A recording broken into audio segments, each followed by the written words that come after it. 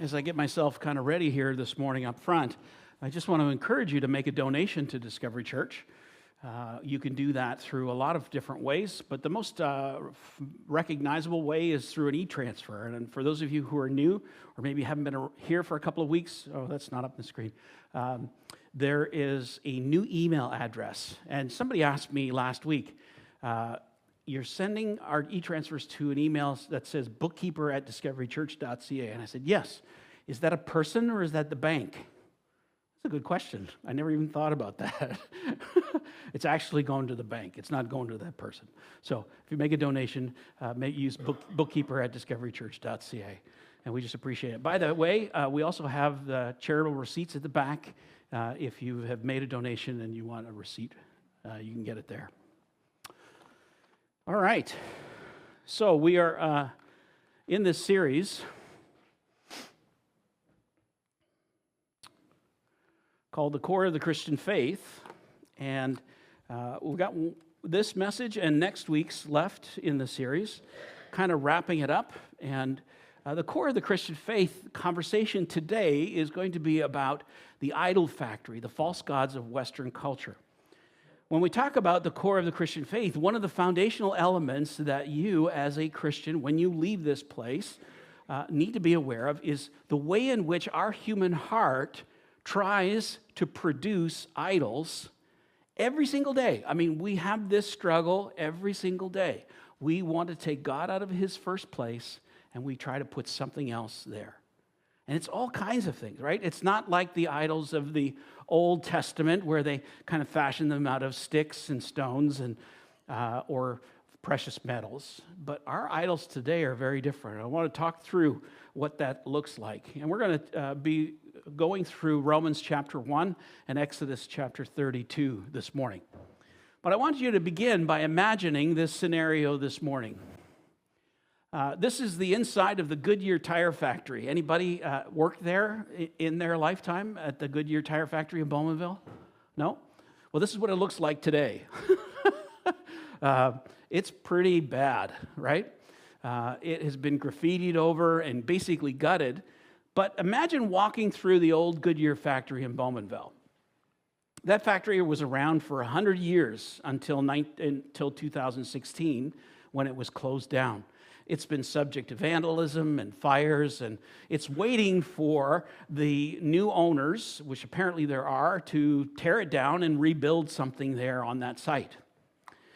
But the goal of this factory was to produce rubber products, tires for the Goodyear Tire Company, and then later on, conveyors and conveyor belts for the mining industry. But they brought in raw materials in the front end. They created what they needed to create through the process in the factory, and then as it was finished, it went out the other side. And one of the things that this factory does was it basically does these three things. Raw materials goes in, and a machine shapes and assembles whatever the product is, and then the finished products roll out one after the other. Now, why would I share this with you? Because I believe that the human heart is an idol factory. John Calvin said this. He said, our hearts work the same way as a factory does. He says that man's nature, so to speak, is a perpetual factory of idols. He recognized that in our human heart, when we take God out of the center, we will try to put something there and reorganize our life around that thing that we put into the center. And that is what we call an idol. Idols are the things that we put in place of God. What are the things that we put in place of God? We put our spouse before God. We put our children before God. We put our work and our success and the power that we have in the places of responsibility that we have. We put money before God. Even sexuality, we put it before God. God comes out of first place and something else goes in. And the heart becomes a perpetual factory of idols. And how does this work? Well, it kind of works like this. Something goes in the factory, which is something is created. And once that thing is created, desire is placed on it. And then from desire, we begin to organize our life around it, and then we worship it. And then it becomes an idol. Our hearts are idol factories. When God is out of first place and we put something else there, we create it. That's the key point, right? Humanity has created it. There is something within our realm of possibility. And once we've created it, we start putting our desires towards it. And then what it becomes, it actually becomes something that we worship.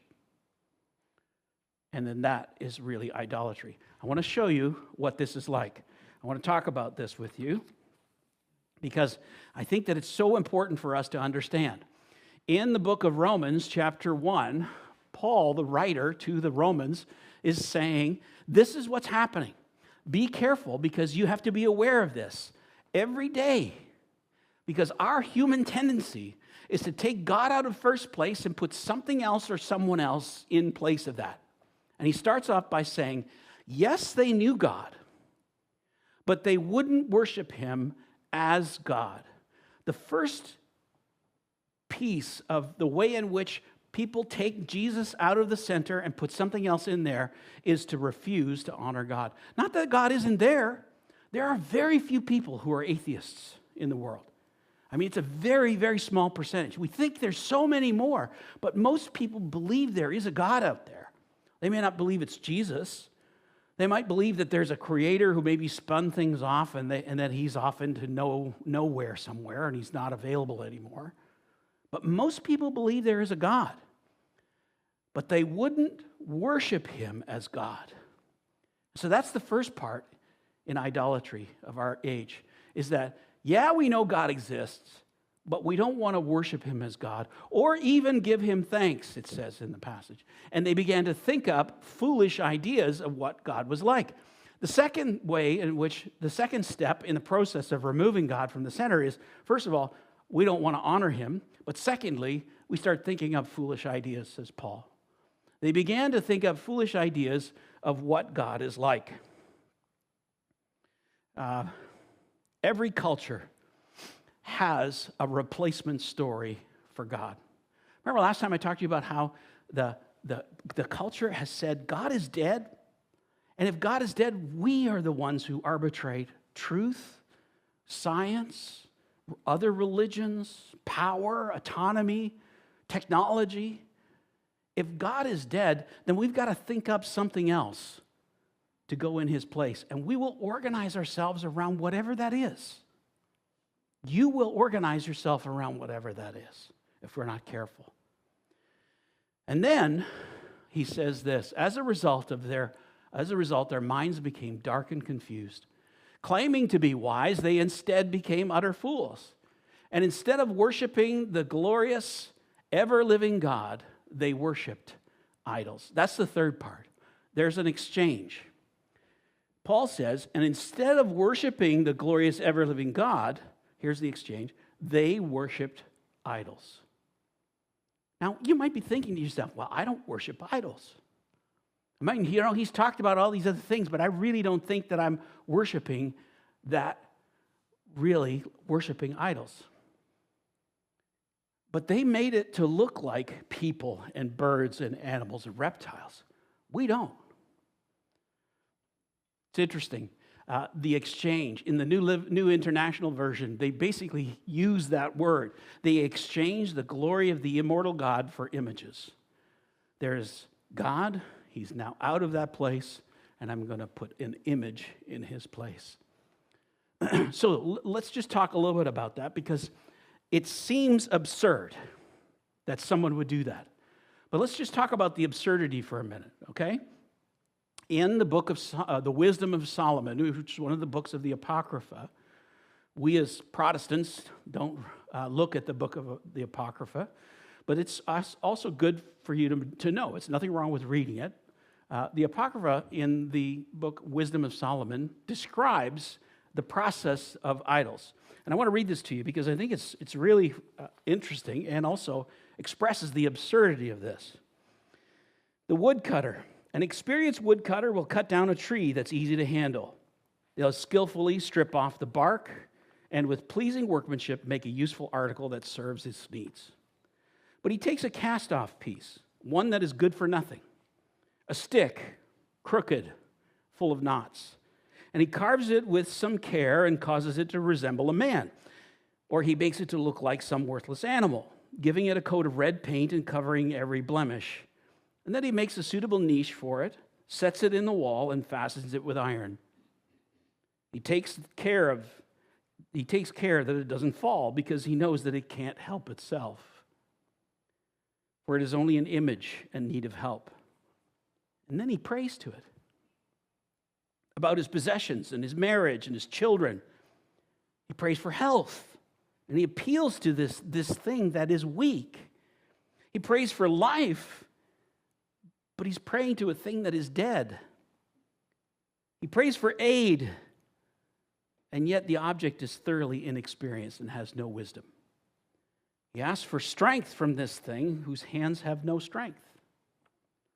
Now, the irony is unmistakable, right? How can a created thing be in the place of God? It seems ridiculous when we think about it in this context.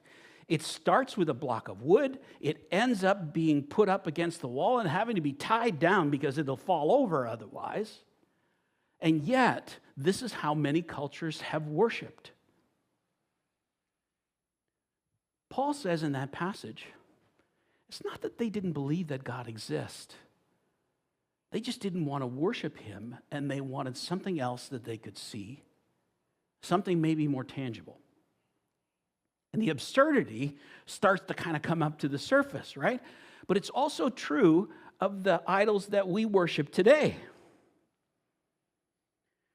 The exchange happens today when people place their ultimate hope in money, sexual freedom, political power, the technological process, personal autonomy. That idol doesn't look like that anymore. It looks like something else. Often it's a philosophy, it's an idea, it's a dream. And we then take that dream and put it in the place. But the same thing is true about this idol as it is for the others. It has no inherent wisdom, because wisdom comes from God. It has no inherent authority or power, because power comes from God.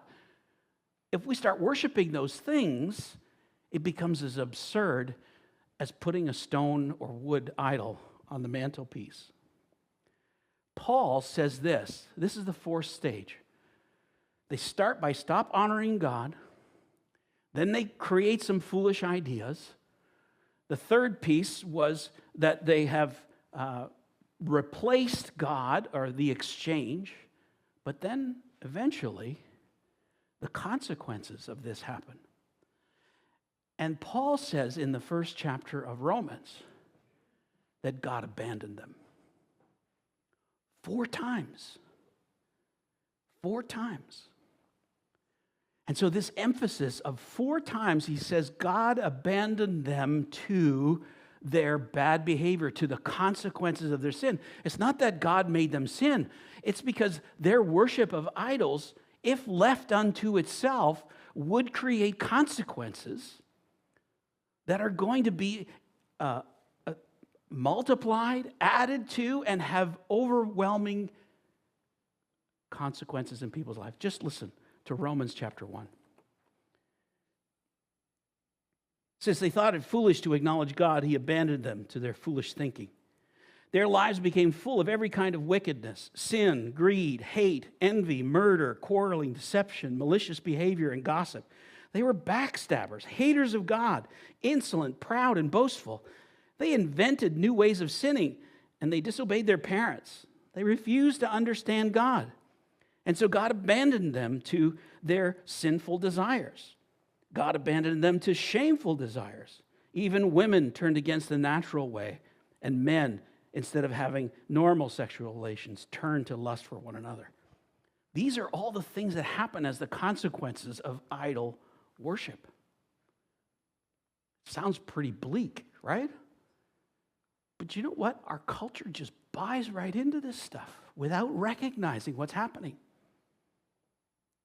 I want you to see this in real time when it happens. This is from the book of Exodus, and this is the story of the golden calf. The book of Exodus is the story of how the people of Israel have left the land of Egypt. They've seen God at work with the 10 plagues. They've seen him part the Red Sea. I mean, they've seen fire in heaven and cloud during the day. They've seen God do all these miracles, and they get to the mountain of the Lord, and Moses goes up into the mountain to receive the words from the Lord, the 10 commandments. But he's taking a little long, and the people get antsy. And this is what happens. When the people saw how long it was taking Moses to come back down the mountain, they gathered around Aaron. Aaron is his brother, Moses' brother, and he was the priest, the first priest, right? And they say to Aaron, come on, make us some gods who can lead us. We don't know what's happened to this fellow Moses who brought us here from the land of Egypt. So Aaron said, take the gold rings from the... Do you see how quickly that happened? I mean, yeah, Moses was gone for a few weeks, like over 40 days. And they were there. God was feeding them every day. Manna from heaven was coming. They were getting quail. He was taking care of their needs while they were waiting. And so quickly, within a couple of weeks, Aaron goes this way. Take the gold rings from the ears of your wives and your sons and daughters and bring them to me. And all the people took the gold rings from their ears and brought them to Aaron. And then Aaron took the gold, melted it down, and molded it into the shape of a calf. And when the people saw it, they exclaimed, "Oh, Israel, these are the gods who brought you out of the land of Egypt." How quickly did that happen? All of a sudden, they're now ascribing to this golden calf divine abilities, wisdom, insight, love, and compassion from something that Aaron had just made.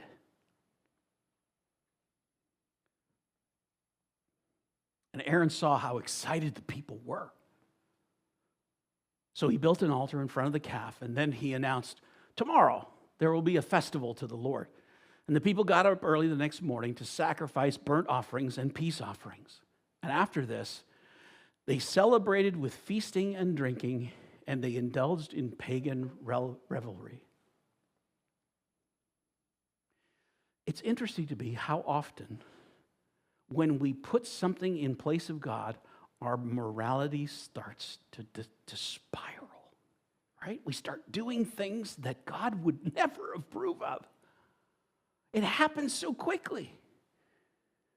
This is the experience of the golden calf. Now, they offered burnt offerings and sacrifices. We don't do that anymore, but you just hang in there for a minute, and I'll show you what we offer as a sacrifice when we put those idols in place of God. The modern idol factory today rarely appears as statues, but it appears more like a commitment of our heart. When we say, okay, I am no longer going to worship God. I'm going to put this in my heart in its place. As Tim Keller said, an idol is anything more important to you than God is.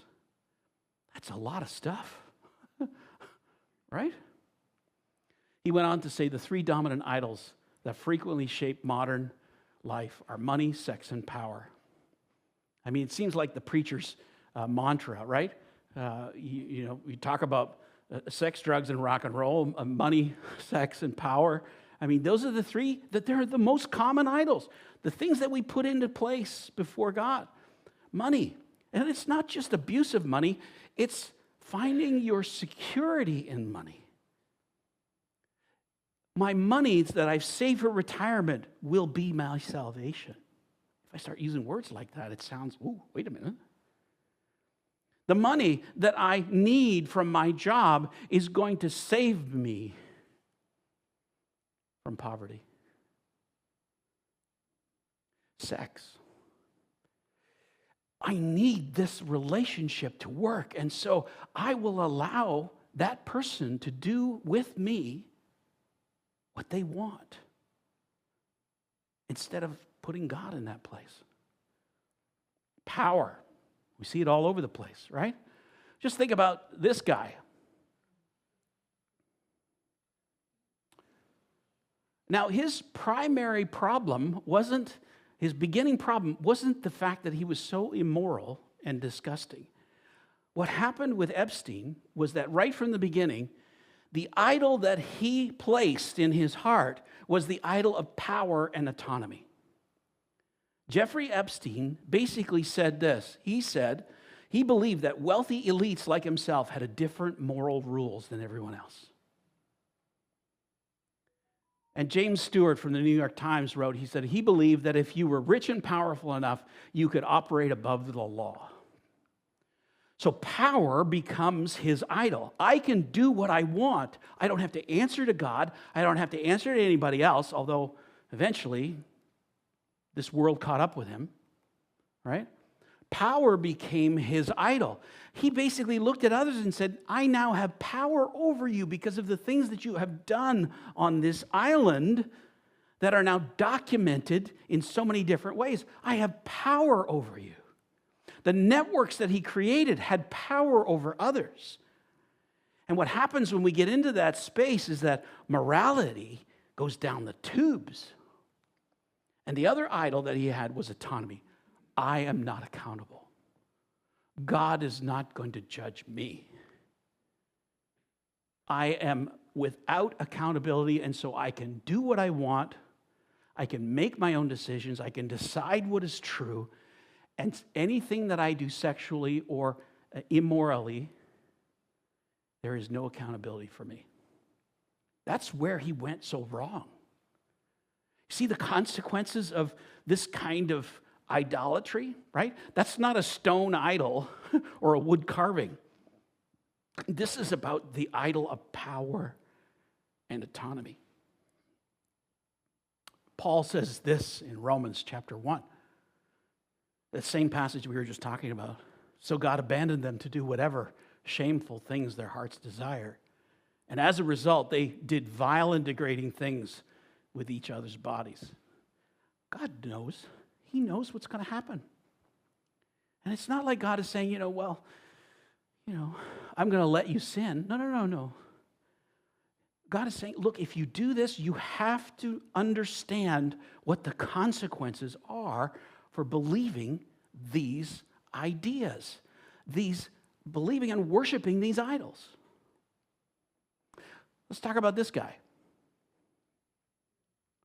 Elon Musk. Now, I like this guy. I do. Some of you don't like him. That's okay. You don't have to agree with me. I kind of like him. I like the idea of going to space. I like the idea of the fact that he just created a neurological treatment for blindness. Could you imagine? This guy, he's got his hands full with all... Anyway, I like this guy. But here's the thing.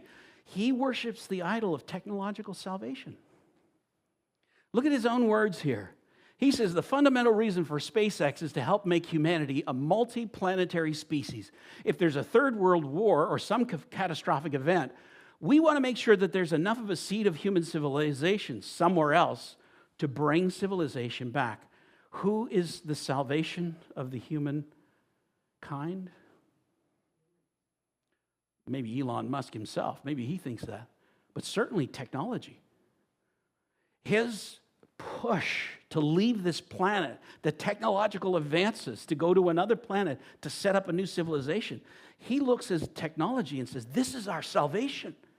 It's going to deal with climate change. It's going to be our salvation from wars, if not a third world war that we've been experiencing this week, right? He's saying, look, we're going to destroy ourselves, and our only salvation is the technology that we make possible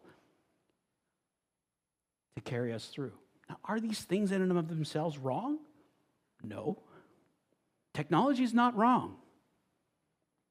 Power for God's purposes are not wrong.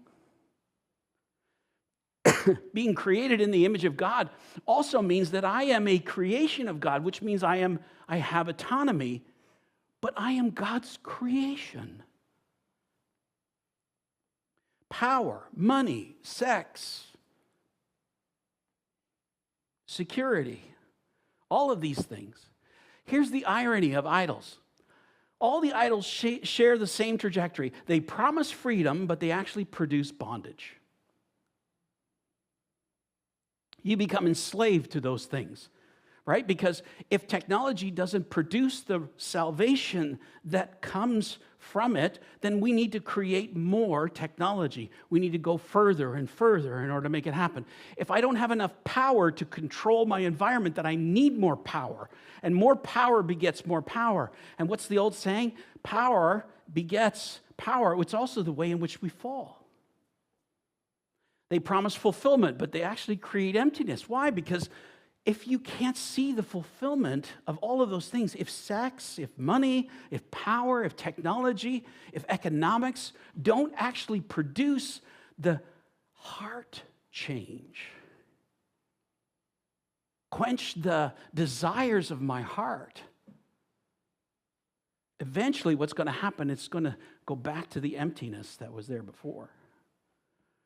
Think about control. They promise control, but ultimately, they end up controlling us. We become slaves to it.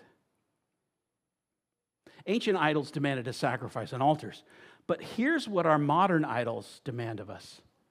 It demands the truth. You can make your truth, and you can make yours, and if it's contradictory, well, that's okay. Right? We sacrifice truth. Our relationships, if they become an idol to us, they can become the source of our need, our desire. How many couples have gone through this and looked at the other person and said, "You are my salvation," but all of a sudden you don't measure up. You can't save me.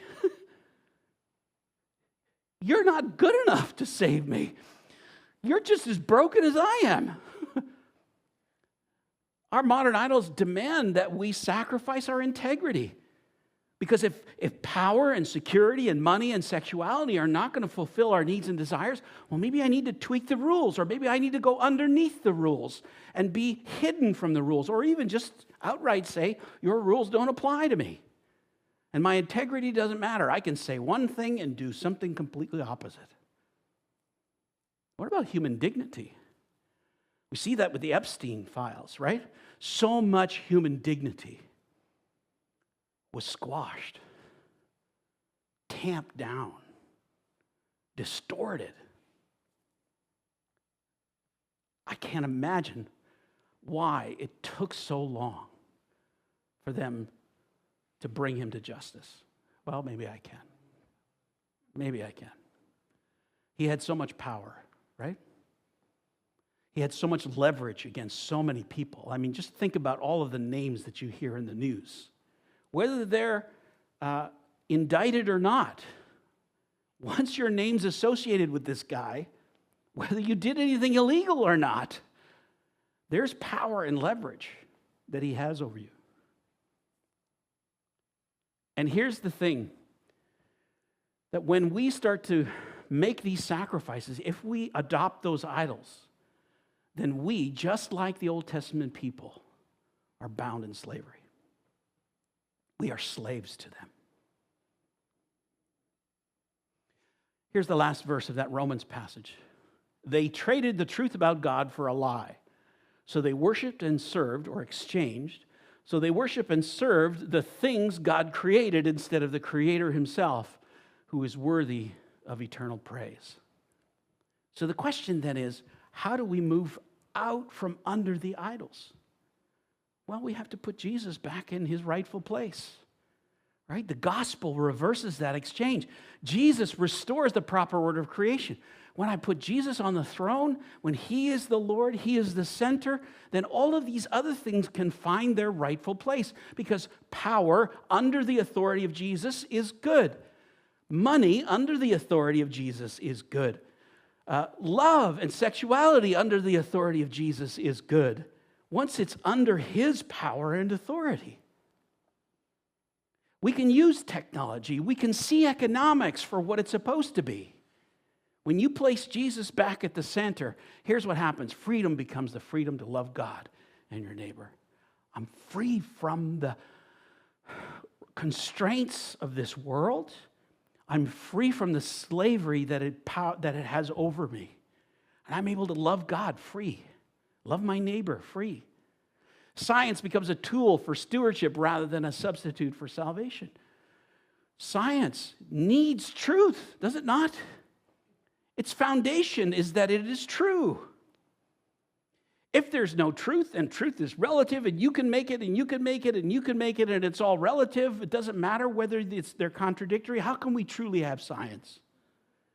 Science is a tool for stewardship. How do we care for the world, the people, the needs of our world? Technology becomes a servant rather than a master. And prosperity becomes an opportunity for generosity.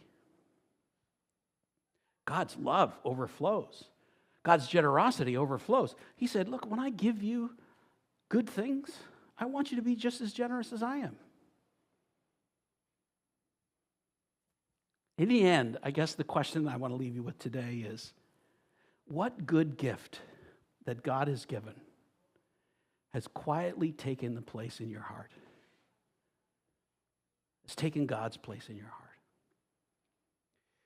The danger is that it doesn't happen dramatically. It happens quietly, right? You're in a stage of life where you're looking for your new job, or you're looking to get out of college or university, or you're changing careers. And if you're not careful, you will take God out of his place and set him over here and put the work you do and the money that you need and the influence and power that you will get from it in first place. And then you might later on take that out of there and say, okay, God, well, maybe we'll put you back here first. Wait a minute. Isn't God's perspective supposed to be involved in all of those other things? Maybe you're in that stage of life where you're looking for a new partner. You've gotten divorced. You're getting into your 20s, and you're thinking, you know what? I'm looking for someone. I'm looking for love. I want to find someone new. And love becomes the idol that's most present in my life. I've taken God out and I maybe put him off to the side, and his central authority in my life becomes secondary to doing what I need to do to find love. It just sneaks in. We're not careful in our relationships. My kids and my grandkids will become a greater priority than Jesus himself. What good gift in your life has quietly taken God's place? Jesus came to fulfill that place in your heart. Jesus came because he has all authority and power, and he is the giver of all good gifts, and he is the one who sets all things in the way that it should be. His gift to us, God's gift of his one and only Son, is the solution for a heart that seeks other things in God's place. Let me pray for you. Lord, we thank you for the opportunity to think through these things. It seems a little academic maybe, but it has so many implications for us. So many places and spaces where we just so quickly turn away from you and your love for us. And we don't say no to you. We don't stop believing. We just kind of put you off to the side for a little while. Lord, help us. Help us to love like you love. Help us to see the world as you see it. Help us to see things through your eyes. We pray, God, for your blessing on this. In Jesus' name, amen.